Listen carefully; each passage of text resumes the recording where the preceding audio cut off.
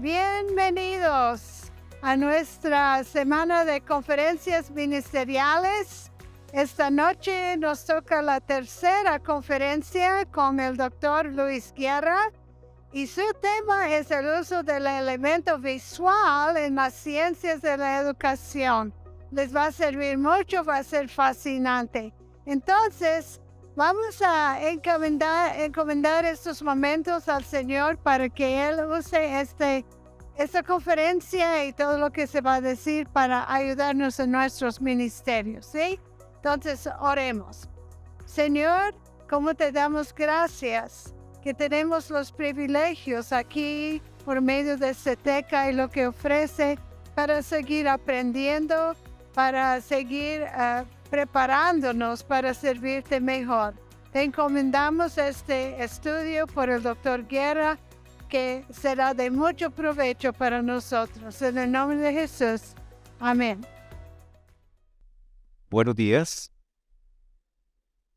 Veo por aquí rostros de gente valiente que ha estado los 3 días con ahora de conferencia.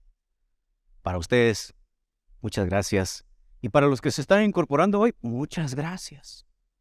Es bueno estar en una comunidad de amigos y de hermanos que valoramos juntos el aprendizaje. Bien, hemos estado explorando en estos días el tema, el uso del elemento visual en la comunicación del mensaje, que lo analizamos desde el profeta Jeremías y Paulo Freire. El lunes estuvimos hablando sobre la educación, el uso del elemento visual en la educación de la cultura hebrea.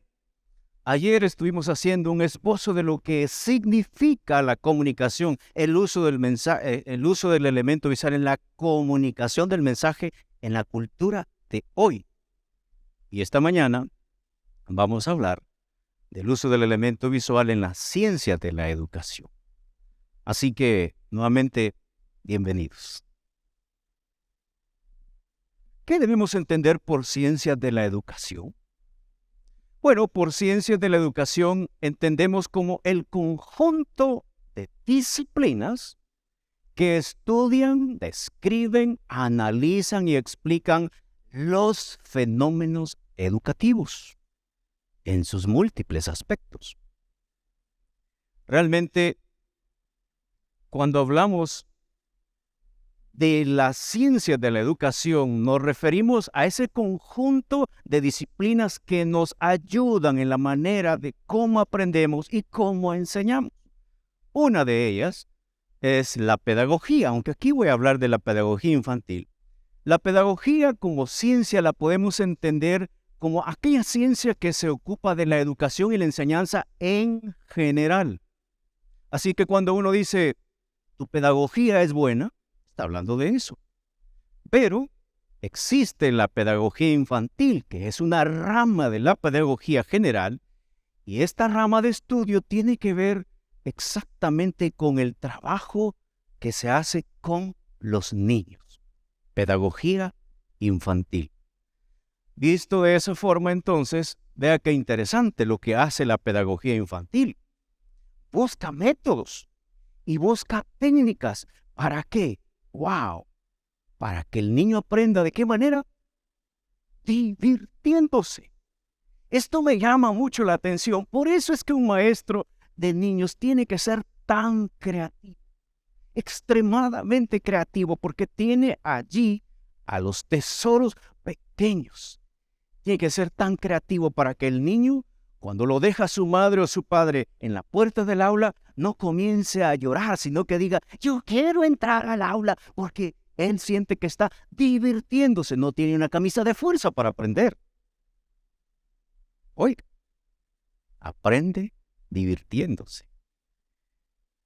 En ese sentido, la pedagogía infantil tiene varias metodologías, pero una de las que más me llaman la atención es el método analítico. El método analítico de la pedagogía infantil nos dice que el cerebro necesita del estímulo visual para guardar con más facilidad la información. El cerebro funciona de distintas maneras y los modelos y estilos de aprendizaje son distintos de un ser humano a otro, pero la pedagogía infantil nos dice, mira, los niños, pero también los adultos, el cerebro de un niño, el cerebro de un adulto, necesita un estímulo visual para que aguarde con mayor facilidad todo lo que se le está enseñando. Busca entonces la pedagogía infantil poner en movimiento todos los sentidos del niño. El material visual va a ser sumamente abundante porque si hay una rama de las ciencias de la educación que tiene hartos elementos visuales para ayudarle al niño, para que aprenda divirtiéndose, es la pedagogía infantil. De esos materiales vamos a encontrar una diversidad. Los maestros ponen a pegar al niño con adhesivos. Usan materiales de modelado, materiales de construcción, usan materiales para tallar, para tejer, artes visuales, toda una gama de elementos que contribuirán para que esa educación llegue al niño y él no sienta que tiene una camisa de fuerzas, que se está divirtiendo en el aula. Fantástico, me gusta. Otra de las ciencias de la educación es la andragogía. Aquí entramos todos nosotros. La andragogía se puede definir como el arte y la ciencia, óigame, de ayudar a los adultos en su aprendizaje. Para esta ciencia se da por sentado que el ser humano no deja de aprender. Y si el niño necesita ayuda para aprender y divirtiéndose, también el adulto necesita el aprendizaje. Y necesitamos guiarlo en ese proceso. Es un arte, es una ciencia. Claro, a la pedagogía le ponen los niños, a la andragogía le tocan los adultos. Pero adultos de la edad temprana, por ejemplo, que van de los 18 a los 30, en CETECA no se admiten menores de edad, salvo por excepción. Entramos ahí. Pero también la andragogía abarca la adultez media, que va desde los 30 hasta los 60. Hasta ahí se queda.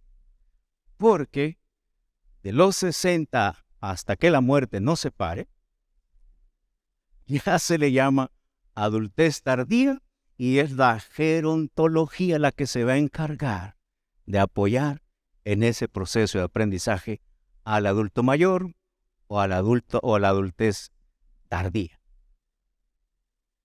Nosotros estamos en los rangos anteriores. Algo muy interesante de la andragogía es que nos dice, señores, el adulto aprende cuando está motivado. Si a un niño lo mandamos a la escuela y los maestros necesitan ser muy creativos para que el niño no sienta que está en la cárcel, con el adulto es peor. Claro, nosotros como padres obligamos a nuestros hijos que vayan a la escuela. A nosotros muy pocas veces se nos ocurre pensar, ¿le estarán enseñando bien? ¿Por qué este muchacho no quiere ir? ¿Qué estará pasando en la escuela? Y preguntamos, ¿cómo van las notas de mi niño? ¿O cómo se está comportando el niño? Con los adultos es otro el asunto. Porque el adulto ya es mayor de edad, ya toma sus decisiones, llega a una clase con su computadora, él está viendo las redes sociales, pero está la clase haciendo acto de presencia. Cuando usábamos la metodología virtual, yo les decía a los chicos, cámara encendida, cámara encendida. Ay, no les gustaba a algunos. Pero es que pongan la cámara, quiero verlo. Es una clase, queremos vernos, hagamos comunidad, queremos vernos. Y algunos no había por dónde encendieran su cámara. No querían mostrar que estaban en pijama y eso estaba bien para mí, no hay problema si estaba recibiendo la clase acostado, sentado en el comedor. Algunos pobres tenían que subirse a unas montañas para recibir la clase, gran esfuerzo. Pero otros estaban de viaje y todavía le decían a uno, profe, ay, me disculpa que me desconecto por momentos porque el internet por donde voy no funciona bien.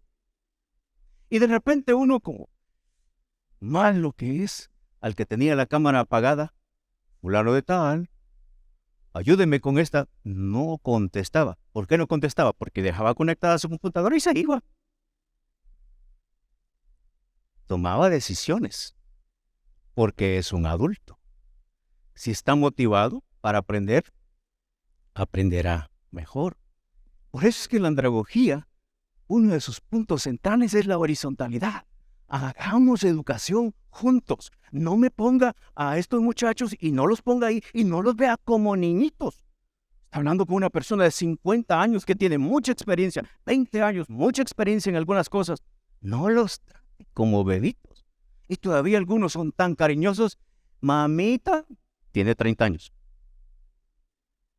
Ese es vocabulario infantil. No es para un adulto. La andragogía nos dice, use la horizontalidad. Hagamos educación juntos. Paulo Freire, del cual hablaré mañana, nos va a decir, esa es educación bancaria.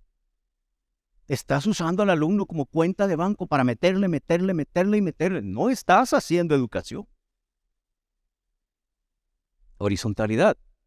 Pero también la andragogía sugiere el uso de colores, ayudas visuales. Y oigan esto, exposiciones que no pasen de 20 minutos.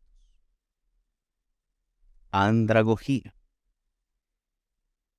La andragogía es un lugar propicio para usar las famosas TICs, tecnología de la informática y la comunicación.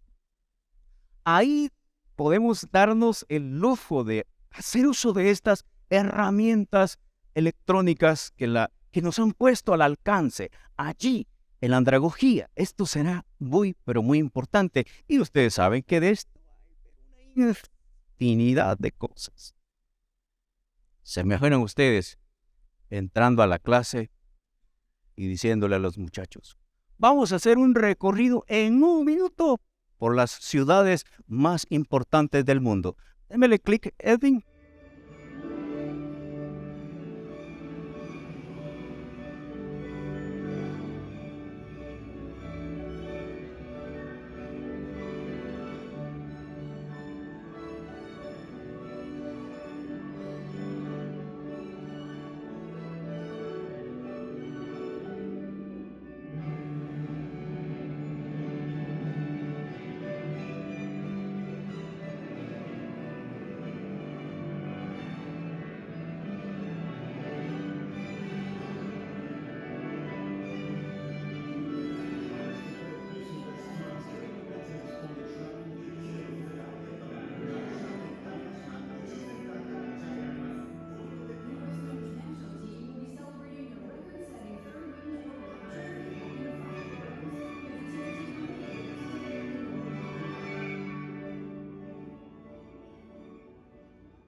En 1 minuto acabamos de recorrer Roma, San Francisco,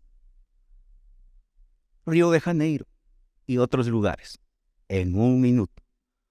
Ay, me pensaba antes, Salmo 121, alzaré mis ojos a los montes, ¿de dónde vendrá mi socorro?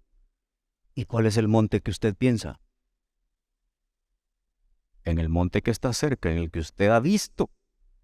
Pero ahora ya no. Ahora es más fácil. Si uno piensa en Israel, va a Google, como don Google lo sabe todo, pone un video sobre Israel, costumbres, y pone ahí las cuestiones del Qumran, y uno investiga y se informa de una manera que antes no había forma de hacerlo. En la andragogía tenemos muchas posibilidades para hacer uso de la gamificación, que es otro asunto que hoy día se habla tanto. La gamificación es necesaria en las generaciones de hoy. Los retos de feedback, el sistema de puntos, el sistema de comparaciones, entre otro montón de herramientas que la gamificación nos ofrece, son propicias para usarlo en un ambiente universitario. No así con los niños. Simplemente tenemos que hacer todo esto con la idea o el propósito de ofrecer de una forma más atractiva, diferente, el aprendizaje. Andragogía. Una tercera ciencia de la educación se llama didáctica. Y la didáctica es la ciencia pedagógica de referencia en la metodología de la enseñanza. Ella auxilia a las otras ciencias. Así que dentro de la famosa didáctica, Linda Burley Williams, en su libro Aprender con todo el cerebro, nos dice lo siguiente. Aunque la capacidad para generar y manipular imágenes visuales ha sido ignorada en las escuelas, no existe ninguna razón que nos haga suponer que el pensamiento que utiliza imágenes sea menos eficiente que su complemento verbal. Me encanta eso. Lo que está diciendo ella es, señores, si ustedes aman la oralidad, los felicito, pero no desprecien lo visual. Y si ustedes aman lo visual, no desprecien la oralidad, porque al final son compañeros. También dice ella, para algunas tareas, la visualización es, con mucho, la estrategia que ayuda a solventar un problema. Para los alumnos predominantemente visuales, el éxito en su aprendizaje está en facilitar esta modalidad. Completamente de acuerdo con estas afirmaciones, porque la manera de aprender difiere de uno a otro. La didáctica usa una técnica que en particular me llama profundamente la atención. Se le conoce como la técnica de artefactos. Y la técnica de artefactos consiste en la utilización de objetos en la educación. Así, por ejemplo, podríamos en una clase de la iglesia con niños o con jóvenes, en este caso con adultos, podríamos llevar una cafetera y decir, hey, vamos a aprender. ¿Cuántos de ustedes saben hacer café en estas cafeteras? Bueno, vamos a aprender a hacer café. Y hacemos el café y aprendemos juntos. Antes no sabía hacer café, ahora ya sabrá hacer café. Técnica de artefactos. O la famosa técnica yo le llamo técnica de fijación del conocimiento. Por ejemplo, Said. ¿Cuántos años tienes, Said? 21. Mansa. Eres buen arquero. Cristian. Buen arquero. No vayas a jugar en contra de nosotros en el partido. Cristian. ¿Cómo se llama tu padre? Minor. Lánzame la pelota. Gracias. Y podríamos seguir la dinámica para fijar el conocimiento. Lo que quiero yo dejar en claro en la mente de mis compañeros que están aprendiendo. Ustedes saben que en un grupo grande, cuando uno pregunta algo, ¿alguno de ustedes quiere opinar? Y si estás adelante, paso. Hago otra cosa. Pero si yo les digo, vamos a usar la técnica de fijación por medio de la pelotita, listos todos, porque al que le caiga responde. Te va a caer. Y vas a participar. Y vamos a hacer una educación más holística, de manera horizontal. Me encanta la técnica de artefactos. La he usado muchísimo en los sermones. Pero todos los aportes que hemos visto de las ciencias de la educación, como la pedagogía infantil, la andragogía o la didáctica, no son cosas nuevas. Son valiosísimas, pero no son nuevas. Por ejemplo, tenemos en la Escritura en Deuteronomio 15:17, el famoso esclavo con la oreja perforada. Este era el caso de aquel esclavo que el amo le decía, te voy a dar la libertad. Y él decía, pero yo no quiero dejar ni mis bienes, ni mis hijos. No me voy, muchas gracias, pero no me voy. Ah, ¿no te quieres ir? No. Entonces vamos con el juez. Ponga su orejita en el poste, la mesusa, Y así que cuando el esclavo andaba con la oreja perforada, ¿qué simbolizaba para la gente que lo veía? Este esclavo decidió voluntariamente quedarse con su amo. Simbolismo. Imagen visual. Y en el Nuevo Testamento sucede lo mismo. Usted llega a la iglesia un día domingo, no se acordaba que es fin de mes, inicio de mes, porque las iglesias distan de esto o difieren en el momento en que celebran o no la cena del Señor. Eso no es importante. Lo importante es lo que sucede. Y entonces usted llega a la iglesia, no se acordaba que había cena del Señor, pero llega y mira que ahí está, este es un vaso, pero la copa y el pan, usted dice, nadie le dijo que va a haber cena del Señor. Dice usted, va a haber cena del Señor. Técnica de artefactos, elementos visuales, que no solamente van a servir para identificar que vamos a tener una actividad en particular, sino que al mismo tiempo están formando parte de una didáctica, ejemplificando el cuerpo y la sangre de Jesucristo, simbólicamente. La técnica de artefacto. Una vez dicho esto, entonces, debemos mencionar que el uso del elemento visual en la educación tiene varios fines.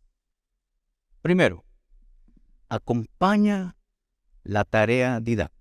No la podemos disasociar. No podemos disasociar el elemento visual en nuestra educación, ni en el seminario, ni en la iglesia. No podemos. Segundo, ahí estamos. Colabora con la educación tanto de niños como de adultos. Todos queremos no solamente estar sentados como un objeto dentro del aula. El profesor, cállese.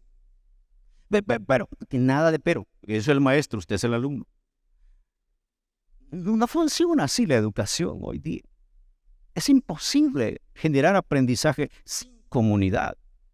La horizontalidad que la andragogía nos propone es de vital importancia. Por eso yo todavía sigo resintiendo. Me encanta cuando las aulas tienen mesas, uno puede hacer círculos, estamos más cómodos, nos miramos todos, platicamos. Esa es una cosa más fácil para poder generar un ambiente propicio de diálogo en medio de un salón de clase. Las ciencias de la educación colaboran con la educación de los niños, pero también de nosotros, los adultos. Honestamente tengo que admitir, yo no soporto a alguien, oír a alguien 40 minutos si no me ayuda con algo visual. No lo soporto. Me duermo y tengo 50 años.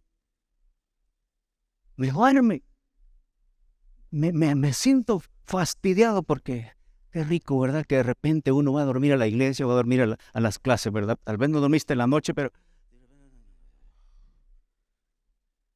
Y qué sueño el que entra cuando falta un poco la dinámica colaborativa de clases.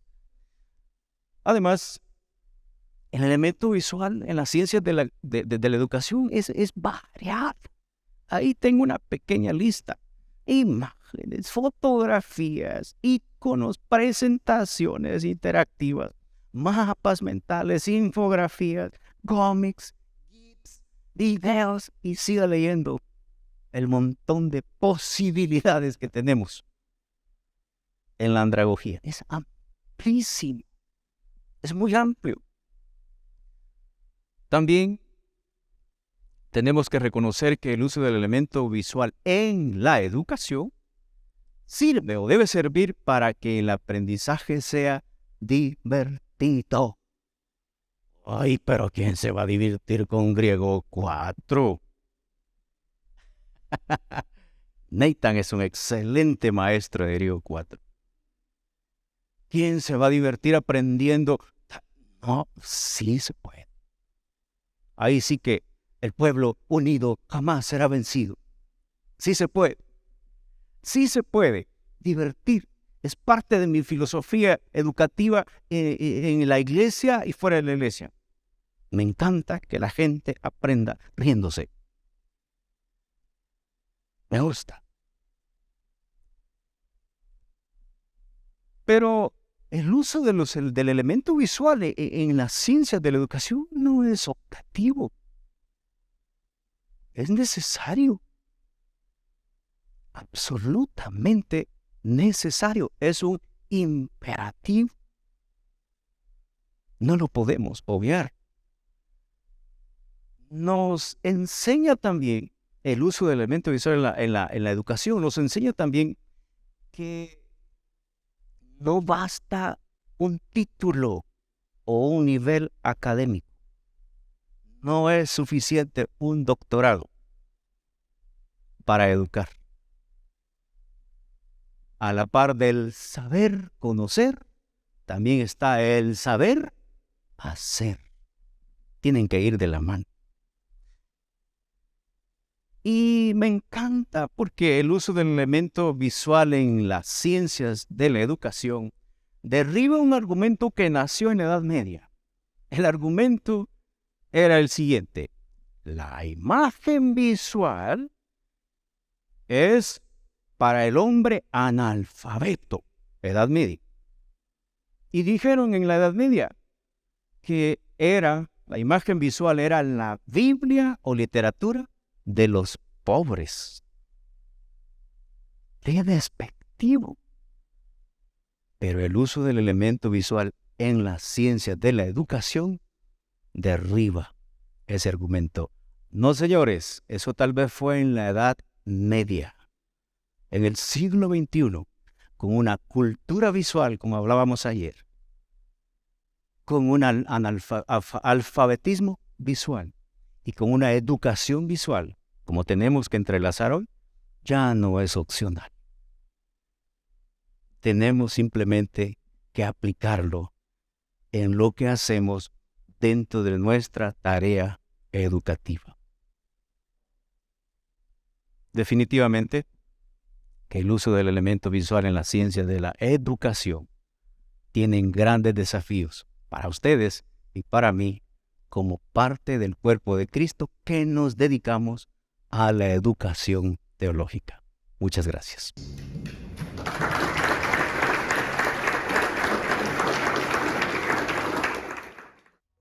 Muchas gracias por habernos acompañado. Todo esto fue fantástico, ¿no lo cree? Mucho para aprender, aplicar a nuestras vidas y ministerios. Y no ha terminado la fiesta todavía. Mañana y viernes siguen estas conferencias. El tema mañana del Dr. Guerra es el uso del elemento visual en la pedagogía de Pablo Freire. Ahora, eso suena un poco raro, pero este fue un educador hace tiempo con muchas buenas ideas y los van a desglosar el Dr. Luis Guerra. No lo quieren perder. Que el Señor les bendiga. Muchas gracias.